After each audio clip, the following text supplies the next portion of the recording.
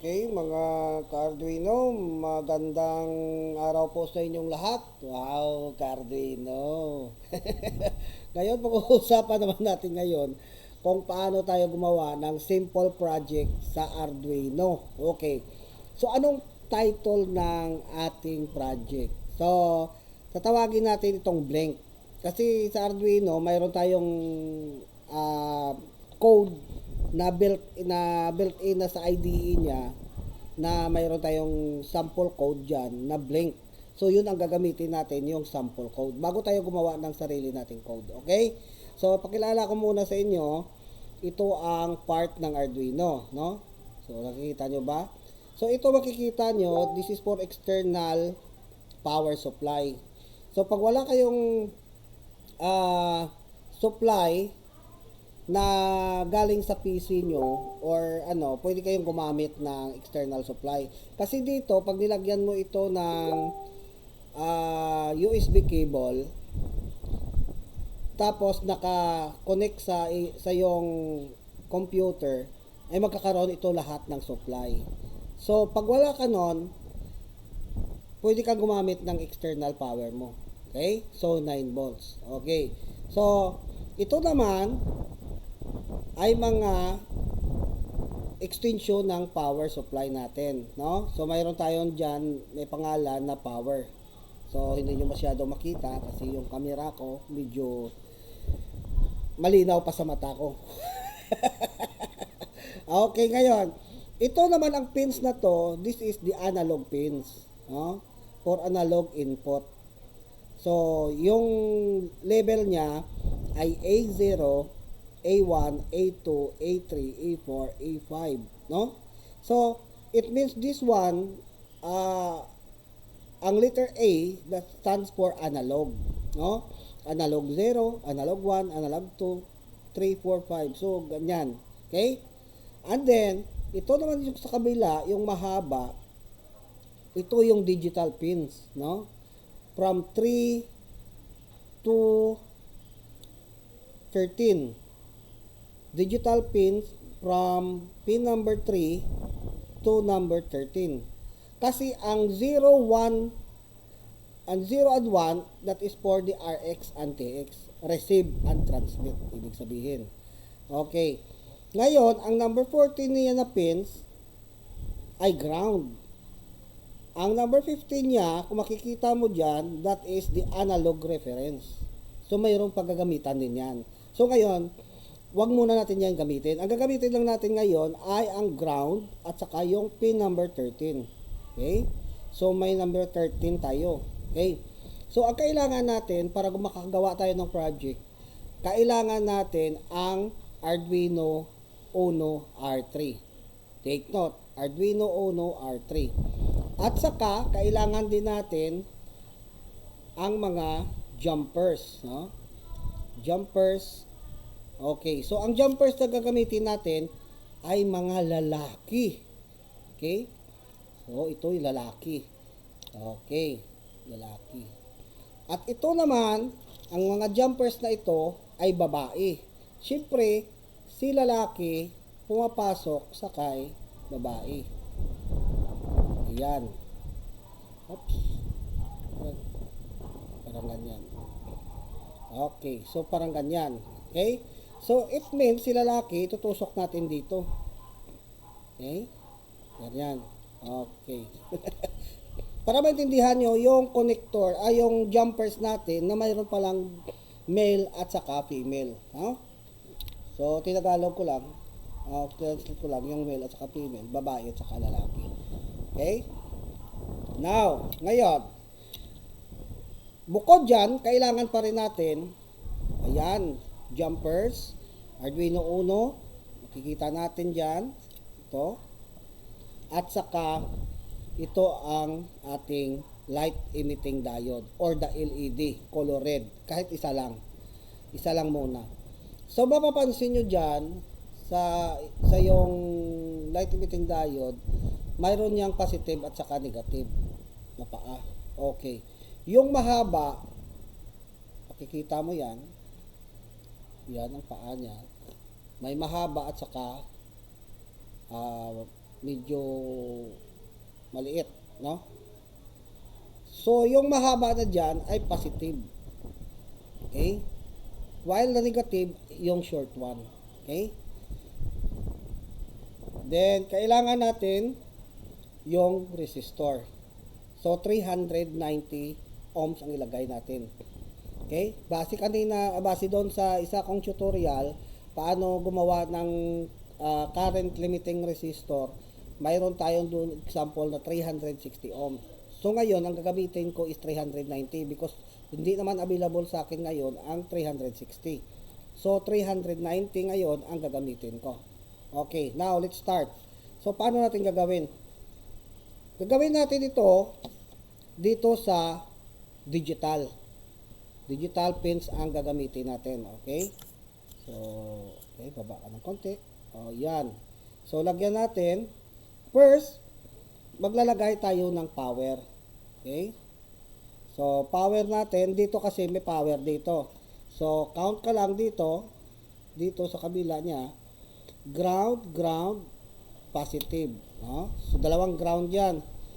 B, voltage in, ito yung voltage in, ground, tapos positive 5 volts. So, kuha tayo dito ng positive 5 volts. Okay, ito makikita na po natin, may sketch, may ano tayo, nag-open tayo ng sketch, no? So, ito yung tawag nito, sketch. Okay. So, yung gawin natin, mag-upload tayo ng program dito sa ating Arduino. So, anong gagawin natin? So, open lang natin yung example, kasi dito tayo kukuha ng example. Tapos, yung basic, at saka ito yung blank. So, nakikita nyo ba? Yung blank, yan po ang i-upload natin dito sa ating processor, sa Arduino I mean, no? So, ilagay ko na ito. Okay. Then, open natin yung blank. Okay, so ito na po yung ano ng blank, yung kanyang software, ay yung code niya pala. Ito na yung code niya. Yan. So, void setup, ito makikita po natin. Void setup, pin mode, lead built-in as an output. Okay, so ang lead built-in natin ay yung pin number 13. Okay? So, pin number 13 ang built-in. Kasi may built-in na LED ito. So, makikita mo, ayan, kumikisap-kisap yung built-in niya. So, iano natin yan kasi may delay dyan eh. So, i-upload natin. Okay, ngayon. Paano natin i-upload? So, siguraduhin muna dito sa ating Arduino board kung naka-Arduino Uno tayo. Pagkatapos, yung port, dapat machikan mo yung port. Communication 6 na port. COM6 na port. Okay? Check natin. So, ayan na po. Tapos, verify natin. Ito sa check, makikita natin, may check yan. Okay. Paliitin ko. Okay?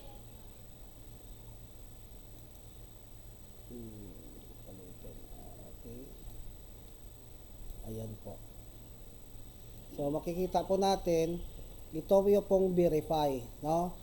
So, i-remove mo sang mouse, verify, upload, new, open, save. So, ito po, verify natin. Okay. Para malaman mo kung walang error yung code. So, ayan po, done compiling. So, nagko-compile na sa walang error, no? So, you have sketch uses only 924 bytes. That is the 2% of your program storage space. The maximum is 32,256 bytes. Yan po ang program storage space natin. Natin pala. Okay, ngayon. Ngayon, ito na naman. I-upload na natin yung sinasabi ko sa inyong code. Okay, ito po yung may arrow. Check lang natin. Kasi kanina, naano na natin yung port natin, na-configure na natin yung port. Okay? Ngayon, i-upload na natin yung blank. Okay. Ayan, makikita mo, umilaw siya, nag-upload. Okay, ayan na, done uploading. Ayan na ngayon, nagbe-blank na siya. Di ba?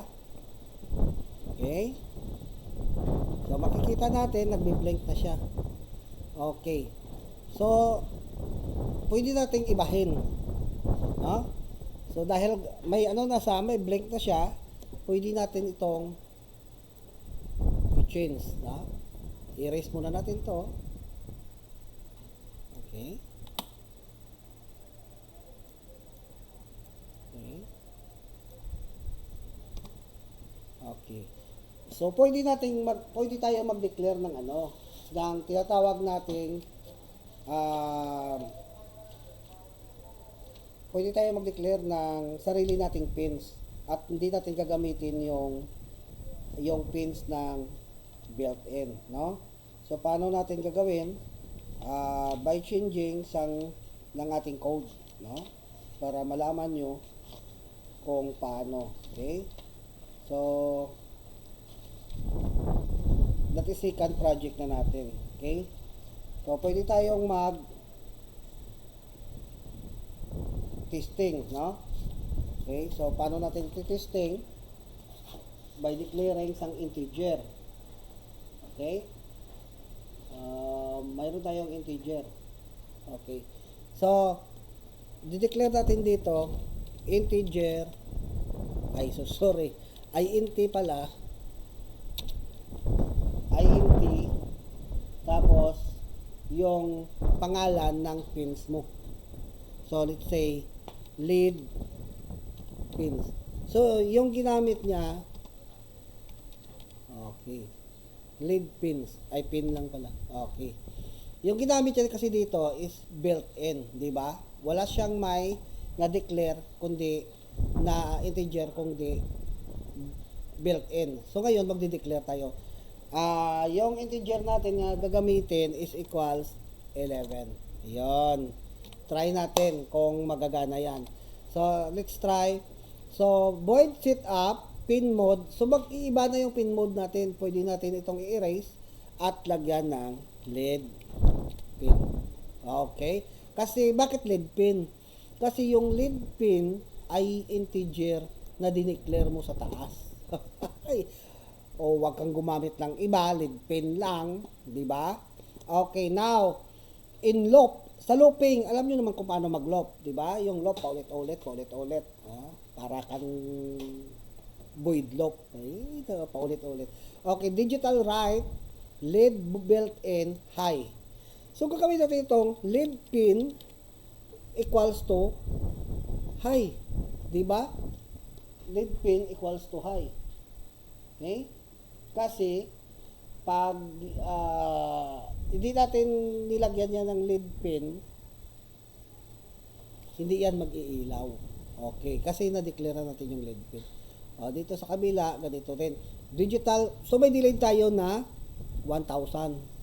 So makikita mo, yung ilaw niya, ang interval is 1 seconds. Okay, that is equivalent to 1,000. Okay, kikita natin. So, pwede natin ito lagyan ng 500 para mas mabilis yung kirap-kirap niya. Okay. So, ito din is palitan natin ng lead pin. Ay, sus! Ayan natin. Try natin kung gagana. Okay. So, verify natin kung may error ulit. Verify. Okay, walang error. Then, try natin to upload. Kasi ito, dati pa ito na program, di ba? Sa blank to. So, ngayon, gumawa tayo ng integer, nilagyan natin na lead pin 11. Okay, upload. Oh, walang may nangyari. Bakit? Bakit kaya? Mahina ba siya?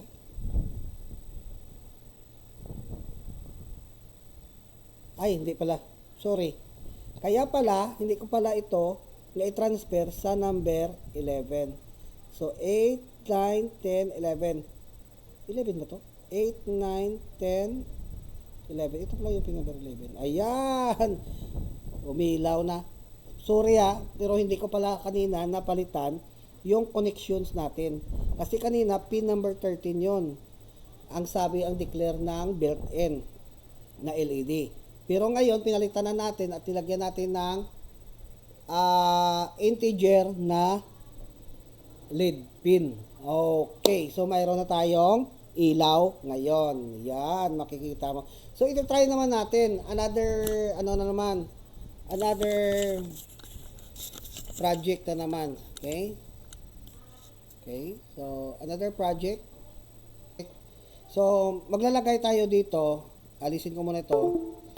Maglalagay ako dito ng dalawang LED. Okay. So, dalawang LED. Ito ground. I-ground ko na lang ito. Okay. Ground. Itong ground. Lalagyan ko dito yung ground. Tapos dito.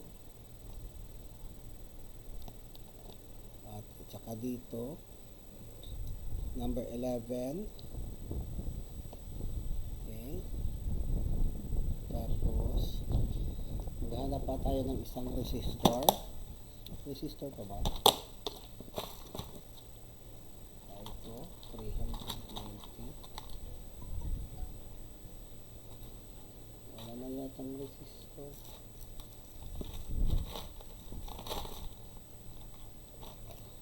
Ito.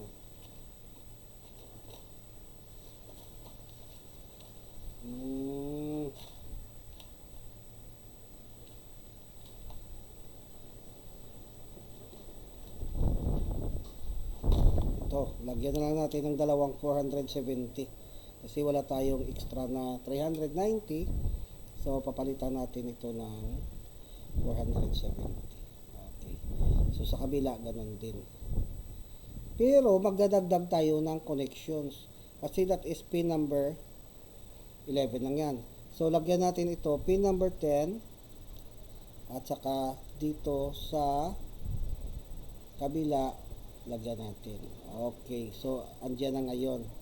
So, ngayon, syempre, ang na-declare natin, isang integer lang. So, pwede natin itong, it's time na gawin natin itong dalawa.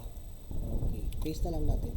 Pin number 10. Kasi declare natin sa kanyang sa kanyang lead pin ay number 10. Okay. So, pin mode, lead pin as an output. So, ito naman, lead pin 1 and lead pin 2. Yan. So, lead pin 1 as an output. Then, so, copy na lang natin. Tapos, enter. Lead pin 2 as an output. Yan po. So, nakikita nyo, na-change ko na. Ito naman sa loop function niya, syempre, dalawa na.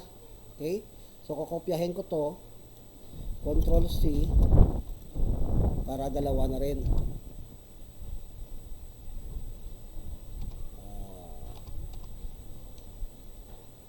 Erase natin yung comments. Ito kasi comments lang to. Okay? So, we have, okay. So, mayroon tayong digital write lead pin high. So, lead pin high, 1. Tapos, yung interval niya or ang delay niya is 500. So, dito naman, lead pin to, lagay natin low. Okay? Digital pin write, delayed niya is 500 din.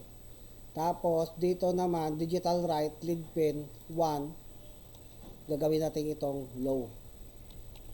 To try natin. Oops, capital letter, sorry. Okay. Tapos ito naman si lead pin 2 na naman dito ay magiging high na naman. Ayan. Tingnan natin kung ano ang mangyayari pag yan ang code natin. Okay? So, basic, simple project lang to ha. Pangkatuwaan lang to. Pero, pwede mo ito i-develop. Pwede mo ito i-practice sa sarili mo para ma-perfect mo. Tapos, pwede ka nang gumawa kung anong gusto mo. So, try natin. Verify muna. Okay, done compiling. So, wala tayong error. Ngayon, ano tayo, upload. Try natin. Ay, hindi pala nakakabit. An error occurred while uploading sketch. Bakit? Kasi hindi nakakabit. Oh, so kabit natin. Ayan na po. Then, upload natin ulit. Compiling sketch, uploading. Sana gumana ka. Ayan. Oh, mali oh. Yun. Bakit? Bakit ka nagkaganyan? Okay. Okay. So, ibahin natin to. Lead pin 1 low, lead pin 2 high, and lead pin 2 low. Ay, pangit. Okay. So, ulitin natin. Upload ulit. Bakit mahina yung isa? Baka may error. Ito yung ano. Ayan ah. Ayan. So, hindi pa masyadong nakakabit. Ayan. Oh. So, diba? Mayroon tayong parang flip-flop. Ayan. So, ano natin? Pabilisin natin. Yung delayed, lagyan natin dito ng 100. Ayan. 100. Yan. 100 yun. Ito pa, 100. Ayan. Then, upload natin ulit. Tingnan natin kung bumilis yung ilaw niya. Ayan, bumilis na. So, ganyan lang po yung coding natin.